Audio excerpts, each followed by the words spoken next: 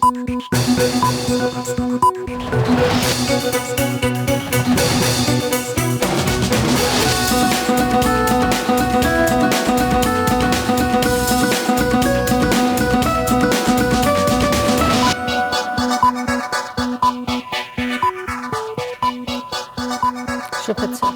সবাইকে স্বাগত রাতের মাছরাঙা সংবাদে আপনাদের সঙ্গে আছি কাজী রওশনারা সাকিব। শুরুতে গার্ডিয়ান লাইফ ইন্স্যুরেন্স সংবাদ শিরোনাম। ডেঙ্গুর জন্য দায়ী এডিস মশা নির্মূলে ঢাকার 2 সিটি কর্পোরেশনের নেয়া পদক্ষেপের কোনো ইতিবাচক প্রভাব পড়ছে না নগর জীবনে। মশা মারার রাসায়নিক আর লোকবল বানানোর কথা বলা হলেও কমছে না ডেঙ্গু আক্রান্তের সংখ্যা। বিশেষজ্ঞরা বলছেন ডেঙ্গু নিয়ন্ত্রণে চলছে গতানুগতিক কাজ। অবস্থার কার্যকর পরিবর্তনের স্বাস্থ্য ব্যবস্থার বিকেন্দ্রীকরণ জরুরি। পরিচ্ছন্নতা কাজে বাড়াতে হবে তদারকি। সংস্কার আর নির্বাচন নিয়ে বিএনপি ও এনসিপি দুরকম বক্তব্য দিয়েছে। বিএনপি নেতা রিজভী বলেছেন সংস্কারের নামে জনগণকে বিভ্রান্ত না করে দ্রুত নির্বাচন দিতে হবে। আর এনসিপি নেতারা বলছেন যারা সংস্কার ছাড়া নির্বাচনের দাবি করছেন তারাই নির্বাচন পেছাতে চায়। সংস্কার ছাড়া ভোট হলে অন্তর্বর্তী সরকারের সব অর্জন মলিন হবে। পরিস্থিতির কিছুটা উন্নতি হলেও ফেনী ও নোয়াখালীতে এখনও জলাবদ্ধ রয়েছে অনেক এলাকা। ফেনীতে নতুন করে প্লাবিত হয়েছে 10টি গ্রাম, 2 জেলায় পানিবন্দী বহু মানুষ। ভোলায় টানা বৃষ্টিতে কৃষিখাতের ব্যাপক ক্ষতি হয়েছে। তবে আবহাওয়া অফিস জানিয়েছে লঘুচাপ কেটে যাওয়ায় আগামী কয়েকদিন দেশে ভারী বৃষ্টিপাতের সম্ভাবনা কম, বাড়তে পারে তাপমাত্রা। শুনছিলেন শিরোনাম, এবারে বিস্তারিত। দ্বিগুণ ওষুধ দেওয়ার পরও মশা কমছে না, বেড়েছে ডেঙ্গু আক্রান্ত রোগীর সংখ্যাও। হাসপাতালে রোগী ভর্তি বেড়েছে। ঢাকার 2 সিটি কর্পোরেশনের বিভিন্ন পদক্ষেপ কাজে আসছে না। কাউসার সোহেলের রিপোর্ট, ক্যামেরায় ছিলেন জিন্নুরাইন আহসান।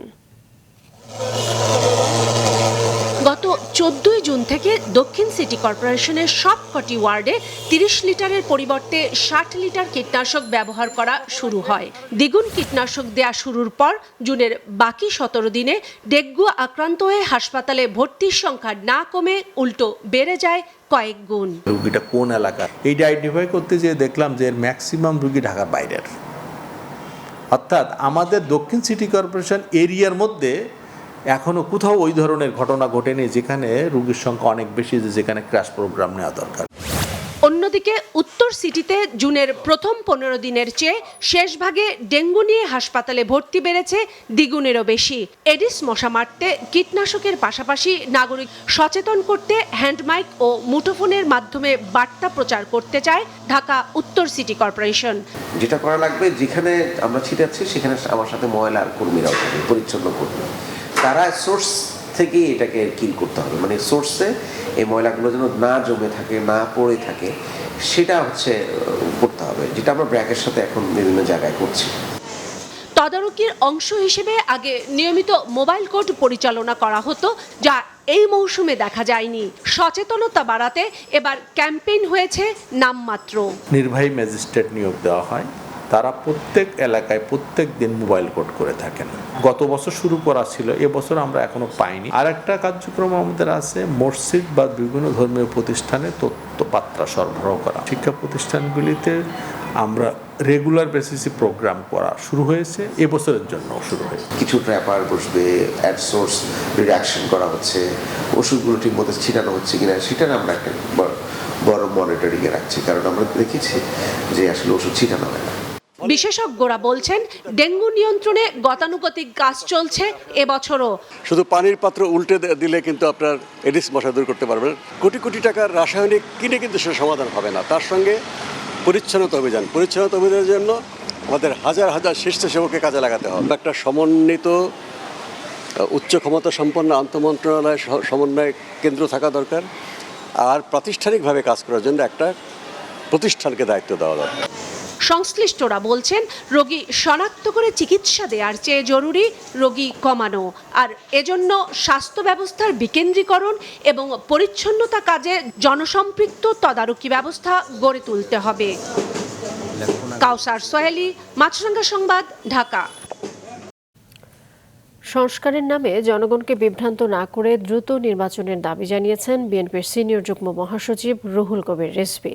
সকালে রাজধানীর নয়াপল্টনে দলের কেন্দ্রীয় কার্যালয়ের সামনে এক দোয়া মাহফিলে এসব কথা বলেন তিনি। রিজভী বলেন, এখনও ফ্যাসিবাদের দোসররা রাষ্ট্রের গুরুত্বপূর্ণ দায়িত্বে রয়েছেন, যারা সুযোগ পেলেই আবারও ফুঁসে উঠবে। এসব দোসরের বিচারে অন্তর্বর্তী সরকার দ্রুতই কার্যকর ব্যবস্থা নেবেন প্রত্যাশা জানান রিজভী। দেশের অর্থনৈতিক অবস্থা ভালো না উল্লেখ করে তিনি গার্মেন্টস ও কলকারখানা চালু রাখতে প্রয়োজনীয় ব্যবস্থা নিতে সরকারের প্রতি আহ্বান জানান। আগে সংস্কার ইত্যাদি ইত্যাদি কথা বলে এটা তো বিভ্রান্তি দিচ্ছে, এটা তো বিভ্রান্তি তৈরি হচ্ছে। কেন এই জিনিসটা আপনারা এইভাবে জনগণকে বিভ্রান্ত করার চেষ্টা করছে? জনগণকে দিতে হবে, তার ফিরিয়ে দিতে হবে তার ক্ষমতা, অর্থাৎ তার মনোনীত সরকার গঠন করতে হবে। তার কাছে দাবি করুন কি সংস্কার করতে হবে, যেটা জনগণের প্রয়োজনীয়, জনগণের উপকারে লাগবে, সেই সংস্কার করবে। যারা সংস্কার ছাড়া নির্বাচন করতে চায় তারাই নির্বাচন পেছাতে চায়, যশোরে বললেন এনসিপির আহ্বায়ক নাহিদ ইসলাম।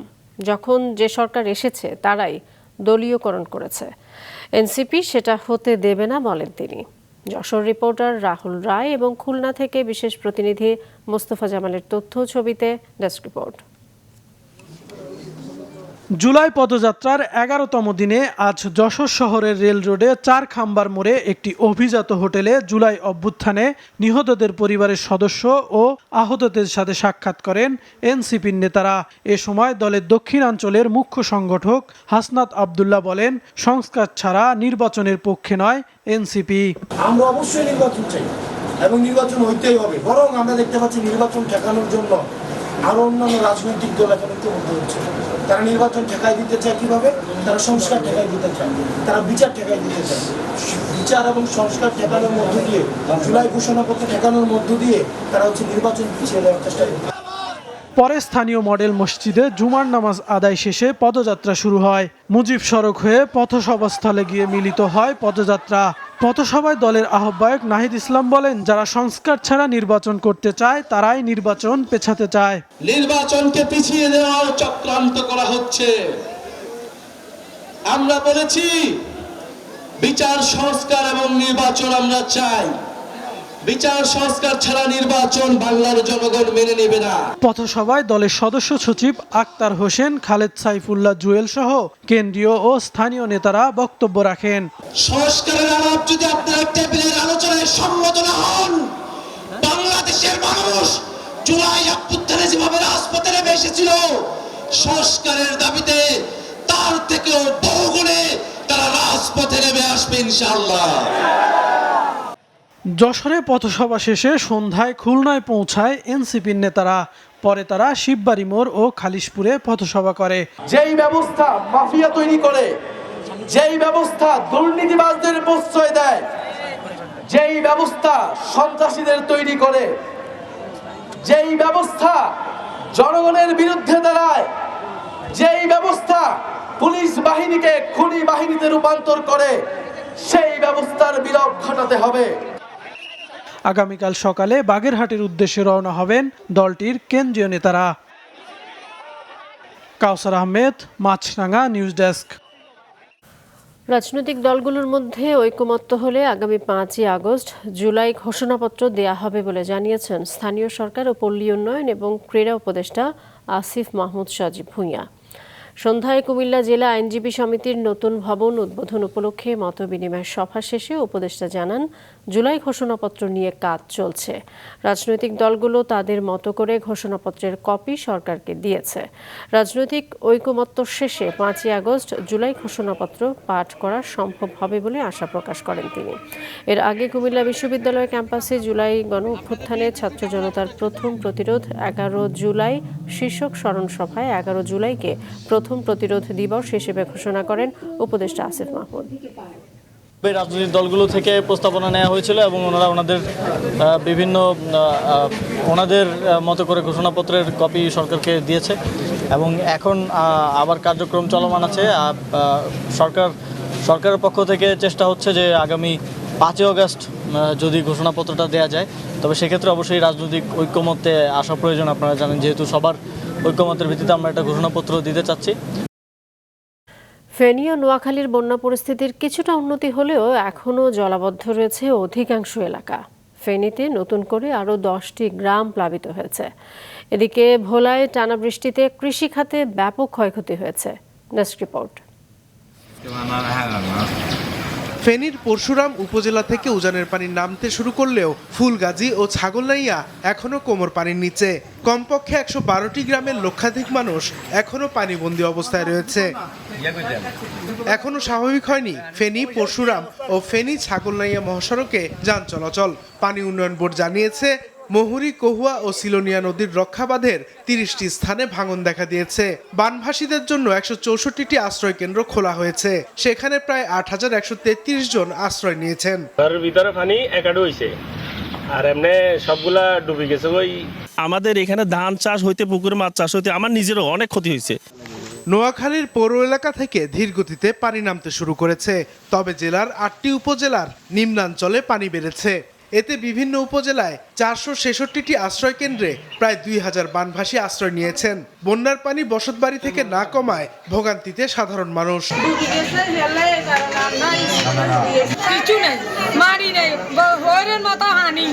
টানা বৃষ্টিতে লক্ষ্মীপুরের সদর, রায়পুর, রামগতি সহ উপকূলীয় এলাকার নিম্নাঞ্চল এখনো পানিতে তলিয়ে রয়েছে। এদিকে গত এক সপ্তাহের বৃষ্টিতে ভোলা শহরের বিভিন্ন এলাকা সহ জেলার 7 উপজেলার নিম্নাঞ্চলে পানি কমেনি। এতে জেলার 2000 হেক্টর জমিতে আমনের বীজতলা ও 850 হেক্টর জমির শাকসবজি নষ্ট হয়ে গেছে। এছাড়া 250 হেক্টর ঘের ও 400 হেক্টর পুকুরের মাছ ভেসে গেছে। তাৎক্ষণিকভাবে কৃষকের পাশে দাঁড়ানোর জন্য আমাদের কৃষি সম্প্রসারণ অধিদপ্তর কর্তৃক প্রতিটা উপজেলায় আমাদের নির্দেশনা দেওয়া হয়েছে। বাগেরহাটেও 1092টি চিংড়ির ঘের ও মাছের পুকুর ভেসে গেছে। তলিয়ে গেছে 1376 হেক্টর ফসলি জমি। তবে কুমিল্লার গোমতী নদীর পানি কমতে শুরু করায় নদী তীরবর্তী বাসিন্দাদের মাঝে স্বস্তি ফিরে এসেছে। এদিকে বৈরী আবহাওয়ার কারণে বান্দরবানের লামা উপজেলায় পর্যটন কেন্দ্র ও রিসোর্ট সাময়িক বন্ধ ঘোষণা করেছে প্রশাসন। সাদেকুর রহমান সিদ্দিকী, মাছরাঙা, নিউজ ডেস্ক। এদিকে আবহাওয়া অধিদপ্তর জানিয়েছে সাগরের লঘুচাপ কেটে যাওয়ায় আগামী কয়েকদিন সারা দেশে ভারী বৃষ্টিপাতের সম্ভাবনা কম। কিছুটা বাড়তে পারে তাপমাত্রা। এরপর সারা দেশে আবারও বৃষ্টি বাড়তে পারে। বৃষ্টিপাত যে কম হওয়ার যে টেন্ডেন্সি, এটা আগামী আর 2-3 দিন থাকবে। তারপর মনে করেন আজকে হলো 11 তারিখ, 14-15 তারিখের দিকে আবার বৃষ্টিপাতের অ্যাক্টিভিটি কিছুটা বাড়তে পারে। বর্ষাকাল যেহেতু বৃষ্টিপাত হবে, তবে ভারী বৃষ্টিপাত যেটা সেটা হওয়ার সম্ভাবনা নাই। আবার আমন্ত্রণ রাতের মাছরাঙা সংবাদে। বছর ঘুরে বেদনার ঝড় হয়ে ফিরছে জুলাই আগস্টে হারিয়ে যাওয়া একটি নিষ্ঠুর হত্যার গল্প। তবে এর মধ্যে কিছু মৃত্যু রেখে গেছে মানুষের হৃদয়ে গভীর ক্ষত। রাজধানীর উত্তরার ছোট্ট শিশু জাবের ও রামপুরার কলেজ শিক্ষার্থী মারুফ রয়েছে সেই তালিকায়। রিপোর্ট করছেন দাউদ হাসান। আমার জাবির আমার কোলের সন্তান। সন্তান হারা জাবির ইব্রাহিমের মা রোকেয়া বেগমের কান্না যেন ফুরোয় না আর। গেল বছর 5 আগস্ট আওয়ামী লীগ সরকার পতনের দিনে বাবা মা আর বোনদের সাথে রাজধানীর উত্তরায় আনন্দ মিছিল দেখতে গিয়েছিল জাবির। বিকেলে যখন পুলিশের গুলি 6 বছরের ছোট্ট দেহটি বেধ করে, তখনও বাবার হাত ধরেছিল জাবির। হসপিটালে যাওয়ার পরে সে জীবিত ছিল। আমি ঢোকার পরে সে আমাকে বাবা বাবা বলে 2 বার সে আমাকে বাবা বলে ডাক দিল। তখন আমি তাকে সান্ত্বনা দিলাম, বাবা তুমি আল্লাহকে ডাকো, ইনশাল্লাহ সব ঠিক হয়ে যাবে। সন্তানকে ছাড়া কেমন আছেন মা? এমন প্রশ্নে প্রায় 1 বছর আগের ক্ষতটি যেন আরও দগদগে হয়ে উঠল জাবিরের মায়ের। ও এমন একটা বাচ্চা যে সবার মনের ভিতরেও আছে। ওর শূন্যতা পূরণ হওয়ার মতো অন্য কোনো বাচ্চা আসবে না। এবছর এইচএসসি পরীক্ষায় অংশ নেয়ার কথা ছিল মারুফ হোসেনের। এই সময়টাতে ছেলের পরীক্ষা নিয়ে উদ্বিগ্ন থাকার কথা ছিল বাবা মার, কিন্তু এর বদলে তাদের বুক জুড়ে এখন শুধুই শূন্যতা। এই যে একটা বছর গেল, কিভাবে কাটছে একমাত্র উপরওয়ালা জানে। গত বছর 19 জুলাই রামপুরার ব্র্যাক বিশ্ববিদ্যালয়ের সামনে আন্দোলনে যোগ দিলে ঘাতকের গুলিতে শহীদ হন মারুফ। বছর ঘুরে এসেছে আরেক জুলাই, অথচ এখনও ছেলে হত্যার বিচার পাননি বাবা।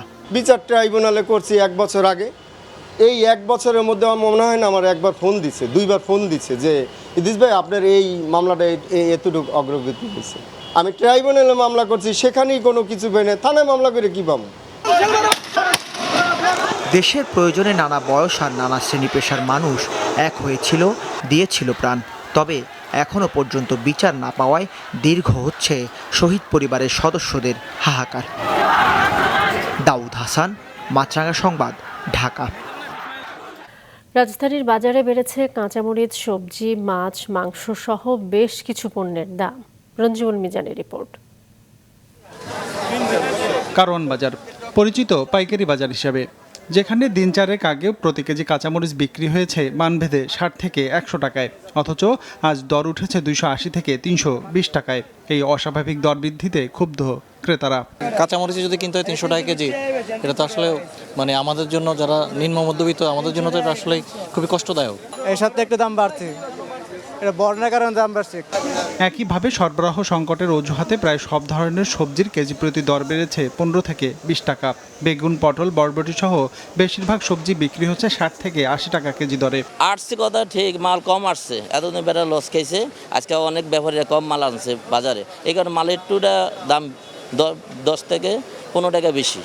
গেল কয়েক মাস মুরগির দর কিছুটা কম থাকায় স্বস্তি ছিল ভোক্তাদের, এখন ফের দর বাড়তে শুরু করেছে। ব্রয়লারের দামে খুব একটা পরিবর্তন না হলেও সোনালী মুরগির দর বেড়েছে কেজিতে অন্তত 20 টাকা। তবে আগের দামেই বিক্রি হচ্ছে ডিম। টানা বৃষ্টি হইতেছে, তো আপনার মালটা আপনার আসতে পারতেছে না, যার কারণে আপনার ওই বাজারে একটু মাল কম আসার কারণে আপনার বাজারটা একটু শর্ট হইতেছে, এই কারণে দামটা বাড়তে। সাধারণ মানুষের জন্য তো স্বস্তি না, এটা অস্বস্তি। গেল সপ্তাহের তুলনায় কেজিতে 50 থেকে 70 টাকার মতো বেড়েছে সব ধরনের মাছের দাম। বৃষ্টি আর বন্যার কারণে আমদানি কম, তাই দরও বেশি বলছেন বিক্রেতারা। বৃষ্টির কারণে মাছ ধরতে পারতেছে না, এর জন্য মাছের দাম প্রত্যেক মাসেই 50 টাকা 70 টাকা এরকম বেশি। এদিকে মাসখানেক আগের বেড়ে যাওয়া দামেই চাল বিক্রি হতে দেখা গেছে এই বাজারে। রঞ্জিবুল মিজান, মাছরাঙা সংবাদ, ঢাকা। আনন্দ উচ্ছ্বাসে উদযাপিত হলো ঢাকা বিশ্ববিদ্যালয়ের গণযোগাযোগ ও সাংবাদিকতা বিভাগের প্রাক্তন ও বর্তমান শিক্ষার্থীদের অংশগ্রহণে যোগাযোগ উৎসব 2025। টিএসসিতে এই অনুষ্ঠানের আয়োজন করে ঢাকা বিশ্ববিদ্যালয় গণযোগাযোগ ও সাংবাদিকতা অ্যালামনি অ্যাসোসিয়েশন। বিকেলে শুরু হয় সাধারণ সভা সহ অন্যান্য আনুষ্ঠানিকতা। দীর্ঘদিন পর সহপাঠীদের সঙ্গে দেখা, প্রিয় শিক্ষকদের স্মৃতিচারণ আর ক্যাম্পাস জীবনের গল্পে এক মিলন মেলায় পরিণত হয় এই অনুষ্ঠান।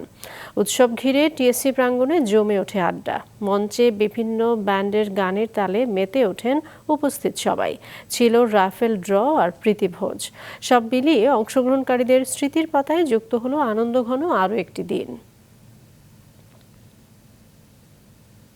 শেষ করছি রাতের সংবাদ। যাবার আগে গার্ডিয়ান লাইফ ইন্স্যুরেন্স সংবাদ শিরোনামগুলো আরও একবার। ডেঙ্গুর জন্য দায়ী এডিস মশা নির্মূলে ঢাকার 2 সিটির নেওয়া পদক্ষেপের নেই ইতিবাচক প্রভাব। ডেঙ্গু নিয়ন্ত্রণে চলছে গতানুগতিক কাজ, বলছেন বিশেষজ্ঞরা। সংস্কারের নামে জনগণকে বিভ্রান্ত না করে দ্রুত নির্বাচনের দাবি বিএনপি নেতা রেজভীর। সংস্কার ছাড়া নির্বাচন নয়, বলছেন এনসিপি নেতারা। ফেনী ও নোয়াখালীতে এখনও অনেক এলাকা জলাবদ্ধ, পানিবন্দী বহু মানুষ। আগামী কয়েকদিন ভারী বৃষ্টিপাতের সম্ভাবনা কম, জানিয়েছে আবহাওয়া অফিস। এই ছিল এখনকার মতো। ফেসবুকে আপডেট পেতে ভিজিট করুন মাছরাঙা টেলিভিশনের পেজে। ইউটিউব চ্যানেলেও দেখতে পারেন আমাদের সংবাদ, প্রতিবেদন এবং অনুষ্ঠান। দর্শক, করোনার সংক্রমণ ফের শুরু হয়েছে এবং তা বাড়ছে। এ থেকে সুরক্ষিত থাকতে ব্যবহার করুন ফেস মাস্ক। সবাইকে ধন্যবাদ।